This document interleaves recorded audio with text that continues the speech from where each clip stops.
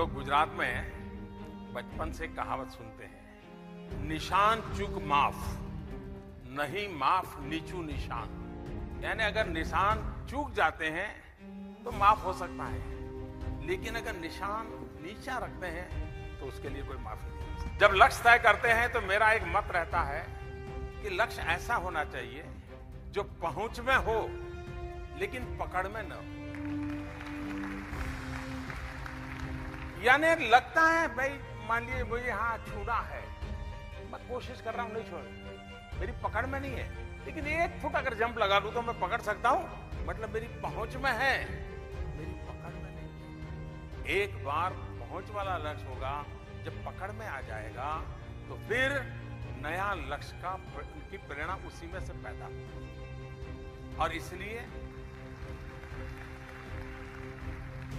लेकिन ऐसा भी ना हो कि हम कुछ ना करने के लिए बड़े बड़े लक्ष्य की बातें करते रहें। मैंने कुछ बच्चे ऐसे देखे हैं कि ग्रेजुएशन के बाद पूछेंगे क्या करते हो, तो मैंने देखा तो वो कहते थे सीए कर रहा हूं। तो मैं हैरान था, इतने सारे लोग सीए कर रहे हैं, क्या क्यों कर रहे हैं ऐसा? तो पता चला कि वो, ये मैं 20 साल पहले की बात कर रहा हूं, कि ये सीए कर रहा हूं ऐसा क्यों कह रहे हैं। तो मैंने थोड़ा उनके परिवार इधर उधर बातें करते देखे ना, मैंने पाया कि कुछ नहीं करता हूं, ये जवाब बड़ा भारी रहता है। अब 20-22 साल की उम्र हो गई है, रिश्ते भी आते हैं, तो माँ बाप क्या जवाब दें? तो वो भी आसानी से कहते बेटा सीए कर रहा है।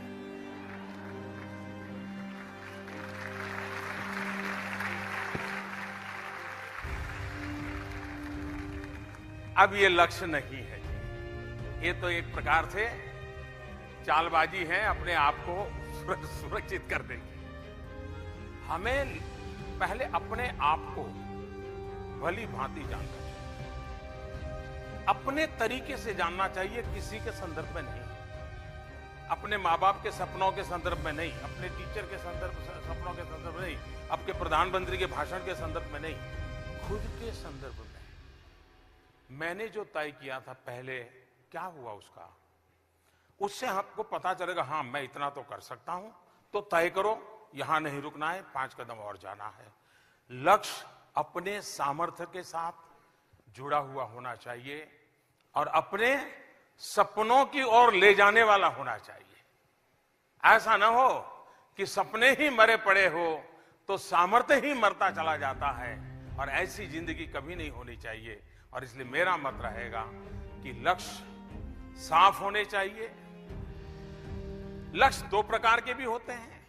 एक अंतिम लक्ष्य की प्राप्ति के लिए छोटे छोटे, आपने देखा होगा कोई जो बड़ी पहाड़ी चढ़ता है तो पहले छोटी छोटी पहाड़ियों को लक्ष्य बना करके चढ़ते चढ़ते उसको सिद्ध करके फिर अगली चोटी पे जाता है। हमने भी कोशिश यही करनी चाहिए, तब जाकर के मैं समझता हूं कि हम लक्ष्य के साथ जीवन को चला सकते हैं और उस लक्ष्य को प्राप्त कर सकते हैं। और लक्ष्य अगर प्राप्त नहीं हुआ है तो हमने एक बार इंट्रोस्पेक्ट करना चाहिए, देखना चाहिए अंदर कि मैंने तय किया था कहां कमी रही, मेरी मेहनत में कमी रही, मेरे प्लानिंग में कमी रही। इन छोटे छोटे लक्ष्य का वेरिफिकेशन करते रहेंगे तो बड़े लक्ष्य तक जाने में कोई बड़ा हादसा नहीं होगा। आप उसको आसानी से करेक्ट करते जाएंगे, पार करते जाएंगे।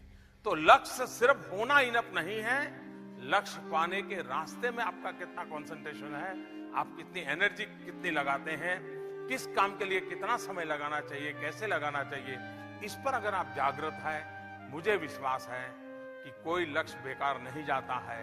वो लक्ष्य आपको भी सामर्थ्यवान बनाता है।